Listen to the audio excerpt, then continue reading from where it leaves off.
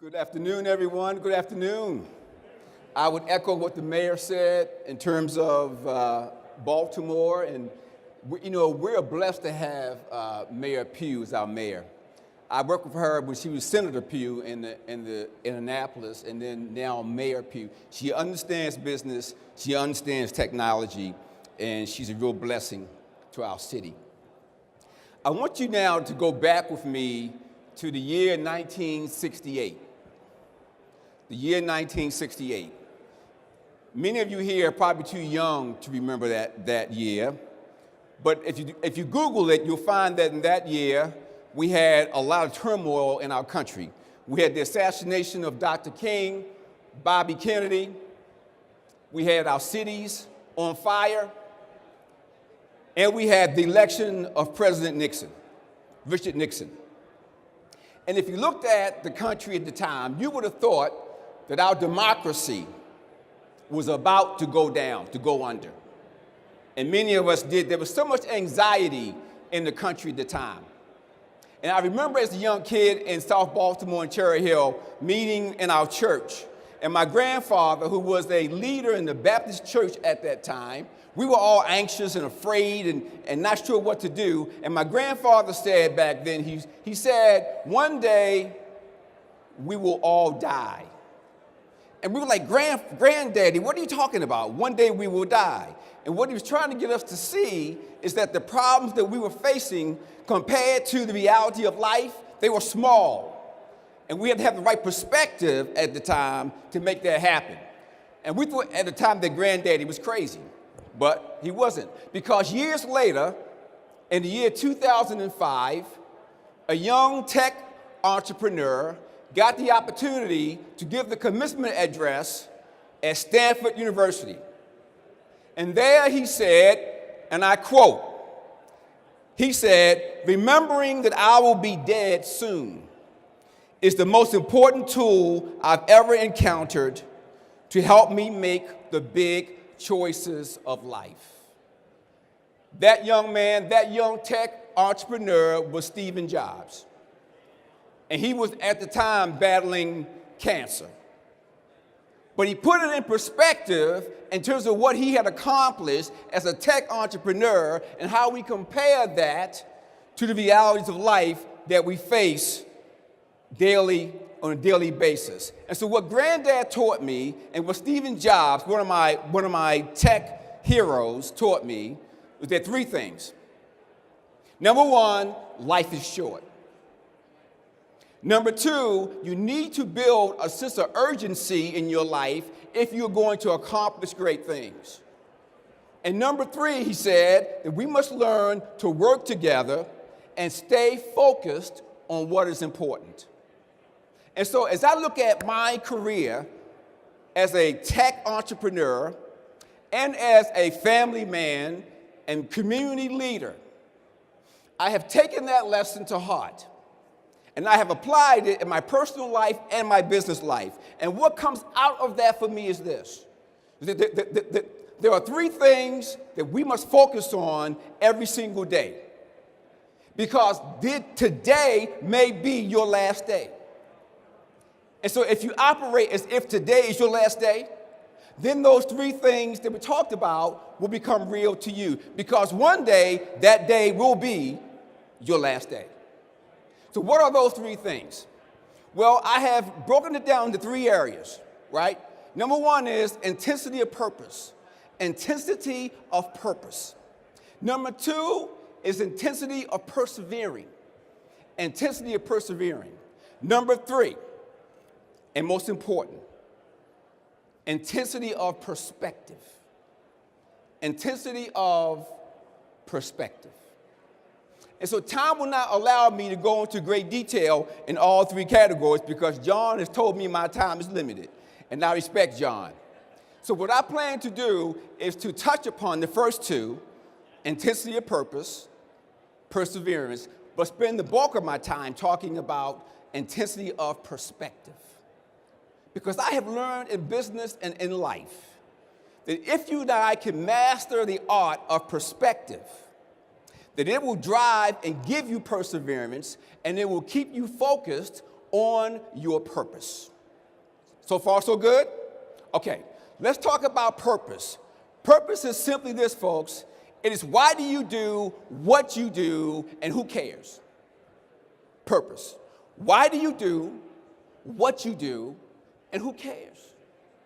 If any of my friends in the room are unsure about their purpose, let me give you some guidance. Last year we had in Baltimore the uprisings. You all remember that? This year we had an election to elect our next president. If you peel back the onion of why we had the uprising and why this election was so contentious and so divisive in our nation, it's because of economic anxiety, economic hopelessness. And so if you look at how we solve economic anxiety and hopelessness, the ones who can solve that are the men and women in this room. They are the entrepreneurs, primarily in technology, who take these technologies, convert them into solutions that solve the problems of humanity. And in the process, they create jobs, they create wealth, and they build communities. That's our purpose. That's why I do what I do. When I look at my employees and I see them over the years and I see their children grow into adults and go to college and all these things, I see the impact that we have as entrepreneurs and scientists in this economy. That, my friends, is intensity of purpose, because you got to know what your purpose is to have that kind of understanding. Then there is perseverance. There's intensity of perseverance, and I call that grit. And we all in this room have all experienced the importance of perseverance. I call it grit. I was raised in South Baltimore, a place called Cherry Hill in the projects. Do you know that everything that I tried to do, people always told me I couldn't do it? When I was a young man in Cherry Hill, they told me I couldn't be an engineer. When I wanted to go to college, they told me I couldn't go to college, let alone an Ivy League college. When I wanted to start a business, they told me your mother and father were not in business, therefore you could not be in business, Bob. When they told me I couldn't be an author, to write books, everything I have done, my friends, they've told me I could not do. And that's where grit comes in. Because when everyone else tells you it's impossible, what grit says, it is possible. And therefore, you and I achieve despite the resistance, despite the negativity. We go on and do great and marvelous things. So that is intensity of purpose and perseverance. I want to spend the bulk of my time now on perspective. On perspective. Because, beloved, if you and I can get perspective right, the amount of opportunity we will see is amazing. And I'm excited to be a part of that process. So there are three things I want to talk to you about as it pertains to perspective. Number one is this. In perspective, what we have to do is to challenge our biases. It's getting real quiet in here now. Challenge our biases and to become comfortable being uncomfortable. To challenge our biases and to be comfortable being uncomfortable. When I was at IBM, there was a documentary that we were shown. It was called What You Are is Where You Were When. What you are is where you were when. And what this documentary says basically is, you and I today, we are a composition, we are an addition of all the experiences that we've had in life. We were raised in a certain household, certain family, and we were, unfortunately, many of us, inherited biases, right? It's getting real quiet in here again. Inherited biases and acquired biases over your lifetime. Where do they come from? Where are they placed? There are racial biases. There are gender biases. There are class biases. There are religious biases. There are cultural biases. All these biases. Here is a test for you. If you look at your immediate circle of friends or relationships, if they all look like you, the same gender, the same culture, the same religion, the same class, then you, my friends, you are missing out on the greatness which is America. Because you are limiting yourself in terms of the resources that you and I will need to build our businesses. And that's a big, big mistake. I can tell you personally how I had to learn that lesson. When I was a systems engineer at IBM a long time ago. So long, John, I had hair on my head, big afro, right? I was a systems engineer at IBM, large systems, one of the few African Americans in that group. One day we get notice that we're getting a new SEM. SEM meant back in the old days, Systems Engineering Manager, okay? So far, so good. But then I learned that the new guy we were getting was a middle-aged white guy from Mississippi, from the state of Mississippi. Now, that may not mean much to you, but my parents were in the civil rights movement. They marched in 1963 on the March in Washington. I was a student of the civil rights movement. I was very clear on what comes out of the state of Mississippi. So when I heard that my new manager, John, was a middle-aged white guy from the state of Mississippi, I said, oh my goodness. Oh my goodness, I am toast. So my dad said to me, he said, son, he said, give him a chance. Give him a chance. So the first meeting I had with my SEM, Sam, his name was Sam, I walk in the office, and the first thing he says to me is, come on in, bud. He called me Bud. Now, I could see man or brother, bro, or dude, Bud. Come on in, Bud. I mean, Sam was the epitome. He was chain smoker, tobacco chewing, called you Bud. I mean, he had all of the look. And I said, oh my goodness, I better turn in my resignation now. But it turned out, as my dad told me, son, give him a chance. Sam Campbell became the best thing that ever happened to me. That man did more for me in my career than anyone else. And if I had allowed these biases to stop that relationship, I would have missed out on all that goodness that Sam Campbell provided me.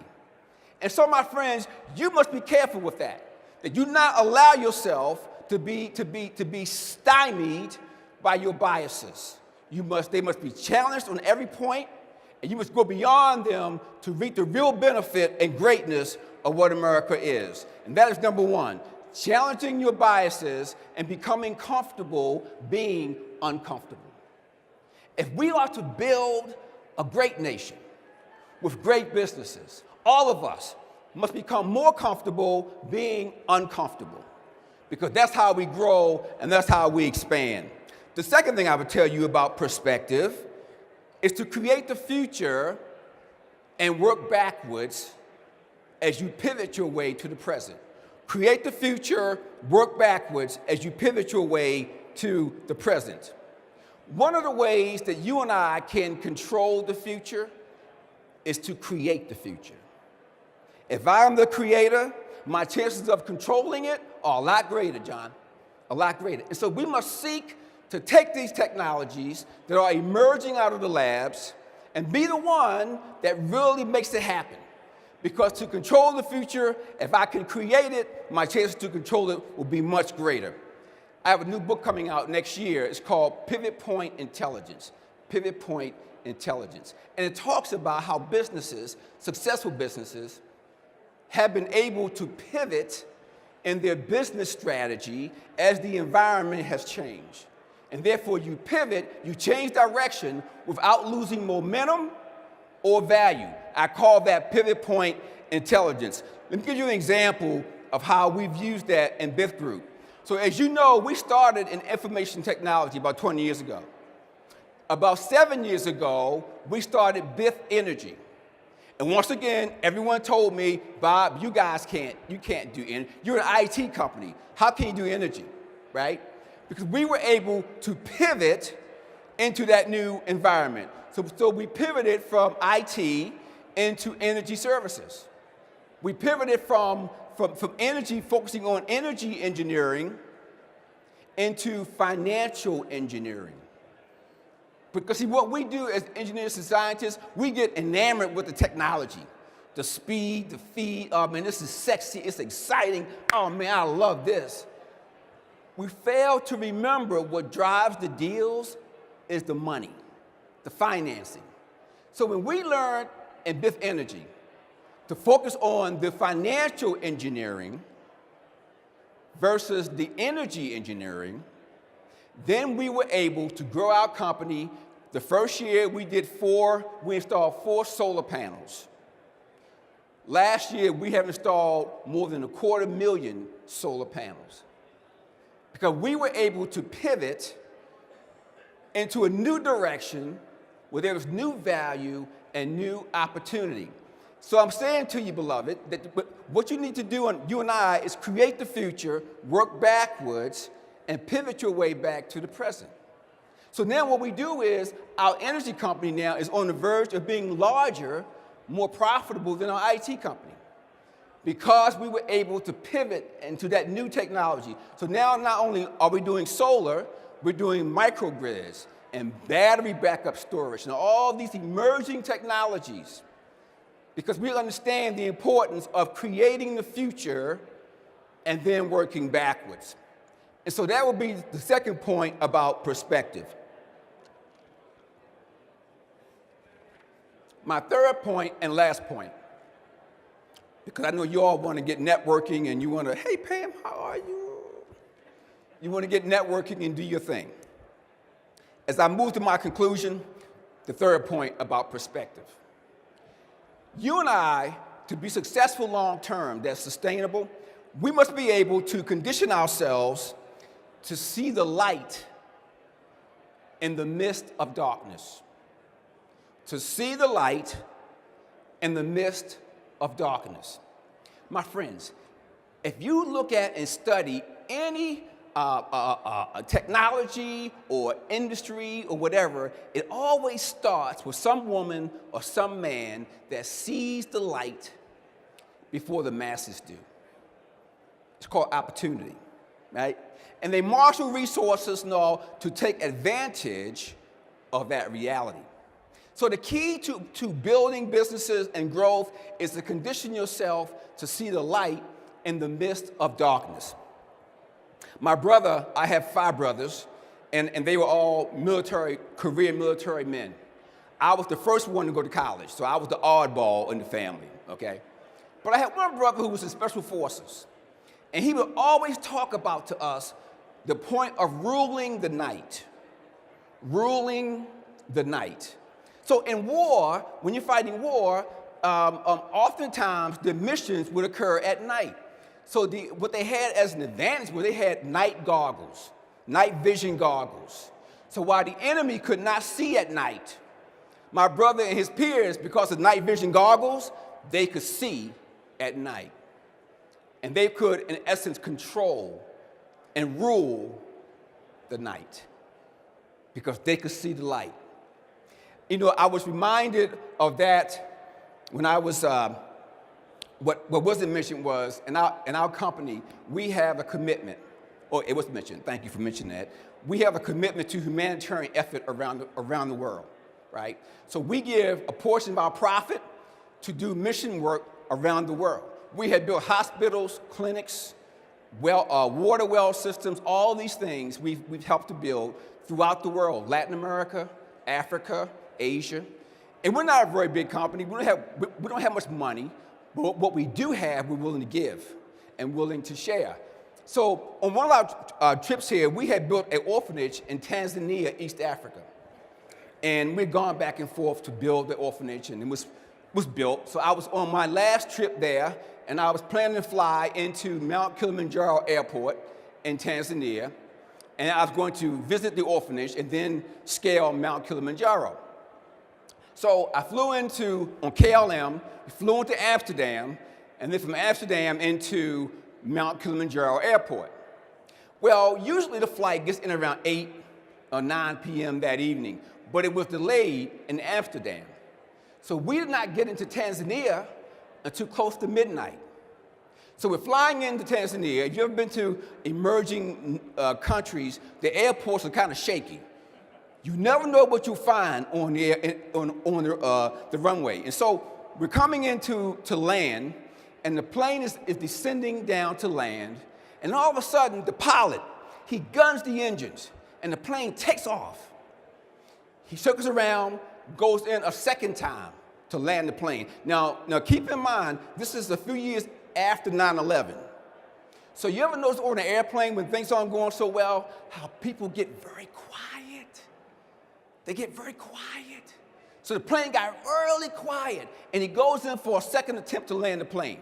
He goes down, descends, and suddenly he guns the engine again, the plane takes off, and it goes around for one more try. And the pilot gets on the system, he says, I'm going to make one more attempt to land this plane. He said, if I'm unsuccessful, I will be required to reroute the plane to Mombasa, Kenya, which is on the coast of East Africa. So he goes in for a second, third landing, John, and he's going down, descending, and the plane seems to stall for a moment. And we're thinking, oh boy, we're going to Mombasa for the night, here we go. But then the plane goes down and down, descends, and finally it lands on the runway in Mount Kilimanjaro Airport. Now, most people were happy. We all clapped, and we were all happy that he was able to land the airplane. Most people were content to get off the plane, say thank you, and I'm done. But not Bob Wallace. Because Bob Wallace is from South Baltimore, right? He's a poly guy. He wants to know what happened. So I go to the pilot. I say, sir, what happened? He said, well, sir, when I came around for the first attempt to land, he said, all my computers said that the runway was there, but he said, I could not see the lights. He said, I was uncomfortable because in that part of Africa on airports, you might have sheep or goat on the runway, you never know. So he was uncomfortable, John. The second time he came around, he tried to land. He said, I came for a second time to land. He said, I tried to land, but he said, I could not see the lights. He said, the third time, I would try one more time. He came around the third time to land the plane. He came down, and it was fogs and clouds. It was a cloudy night, and he still could not see the lights on the runway. And just as he was about to take off for Mombasa, he said, I saw a flicker of a light. And that gave him the confidence to take that plane down and to land. My friends, as you leave here today, I'm convinced that many of you are flying your airplanes. You are flying your businesses. You've been doing this for years and years and years. You've made numerous attempts to land in a safe place with your business. But what you see now is clouds. You see clouds of uncertainty, clouds of lack of money, lack of technology changes, government regulation, John. All these clouds that get in the way. And what I'm saying to you is this, that when you and I, when we watch for opportunity and not look for it, then we will see that flicker of light that will give us the confidence to land our businesses in a safe place.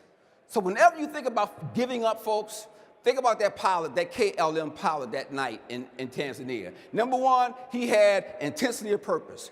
What was his purpose? To make sure that all 500 of us landed safely and didn't die in Africa. Number two, he had perseverance. He could have, on the first try, John, gone right away to Mombasa. But he tried 2, 3 times because his computer said that the runway was there. And the third thing, perspective. When you have perspective, my friends, then you can see that flicker of light of opportunity and be confident enough to take the risk. I hope that you remember that as you look at your businesses and leave here today this conference. Thank you so very much. God bless you.